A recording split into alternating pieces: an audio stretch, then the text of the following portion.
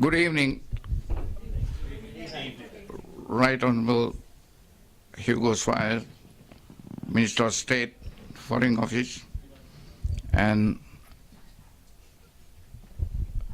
MEPs, Honorable Members of Parliament, ladies and gentlemen. On behalf of the Conservative Friends of Sri Lanka, I'd like to extend a warm welcome to all of you for being here tonight. And we have the Honorable Minister going to say a few words to start off the day. Thank you. Thank you.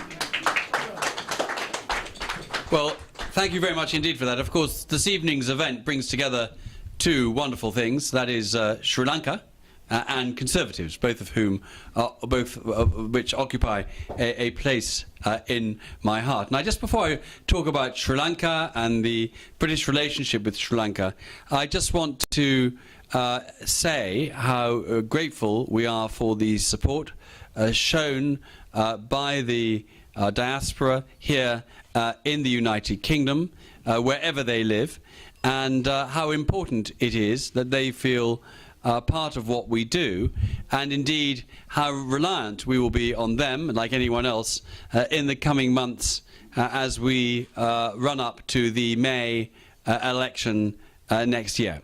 I think that actually what this conference has shown is that the Conservative Party is in extraordinarily good shape. I've been, as many people have been here, to many party conferences. I suspect that none of us have been to quite as many party conferences as Nerj Diva has been to, because he was probably at the first ever Conservative Party conference, and he may well be at the last as well. But I've been to quite a few, and I would say that I think the atmosphere here is palpably different. There's no panic around, despite one or two on the fringe. I won't say anything more than the fringe, going off to other parties. That, in a sense, is to be expected. But I think there is a real feeling that the party is in a good place, the long-term economic plan is working, that we do not need to jeopardize that. And I've always felt that despite the criticism we come in for a Conservative-led coalition, that actually when the historians reflect on this period of British history, they will give more credit to some of the things this government has done in the field of education, the first government ever to attempt to undertake a wholesale reform of the welfare state, to balance the defence budget, to do a whole range of things, and also especially something I'm particularly proud of, which is not universally popular, the first government ever to enshrine in legislation 0.7% of GDP to be spent on overseas aid.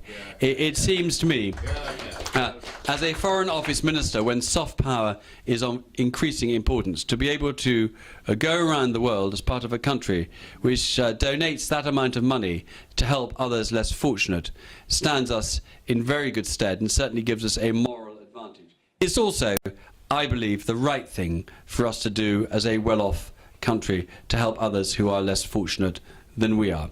So I think we can be proud. We haven't done everything we would like to have done over the past 4.5 years because we have the Liberal Democrats as part of the coalition. But that has served its purpose, I think, and we are grateful to them for being with us on this journey. And I think in May next year, we look forward to them continuing to play a role in Parliament. We look forward to them being a cooperative party of opposition, because we want to be a party on our own. And I want to just touch on the other 50% of what tonight is about. We've done the Conservatives. I now want to talk about Sri Lanka. I would just say that I think Sri Lanka is the most wonderful country, blessed like the United Kingdom, a beautiful country. I think its people have suffered horribly over the past period, and I would urge Sri Lanka to play its part in the international community, as we have done very publicly, and we would particularly expect them to play their part in the international community as the chair in office of the Commonwealth. And it is not only the Commonwealth that binds Sri Lanka and the United Kingdom together, but that is important. And we shouldn't underestimate the power and the attraction and the range and what the Commonwealth has to offer.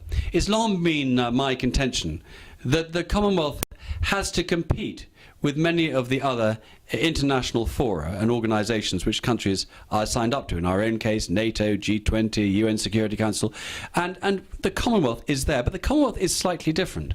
Yes, it's about historic ties, but it's also about universal values, and it's about doing more trade and business together. Now, despite our differences on some issues, and our differences very often over the sport of cricket, the trade between Sri Lanka and the United Kingdom is very good. A lot of British people go on holiday to Sri Lanka. A lot of people have holiday homes in Sri Lanka. But actually, we want to see an increase in the amount of trade between the United Kingdom and Sri Lanka. Sri Lanka should trade with us and the West. That is where their future lies. That is where they belong. And I'm particularly pleased that with us tonight, and he will be speaking later on, because I unfortunately have to leave after this, the governor of the central bank in Colombo, who I met during CHOGM, is here, who will no doubt want to talk about this later on in his speech. But we do want to do more trade, and I think that's where probably you come in, the Conservative friends of Sri Lanka, to forge even more relationships, to increase trade, to get SMEs in the areas where you live to realise there is a ready market for your products in Sri Lanka. And that means working closely with the UKTI, working closely with your members of Parliament, working closely with your members of the European Parliament who are here. And I just think I just saw another one walk in this afternoon, Charles Tannock just squeezed in the back there, and all the others who are with us. We are all part of the Conservative family. We all should share the same values. We should all be keen on the free market.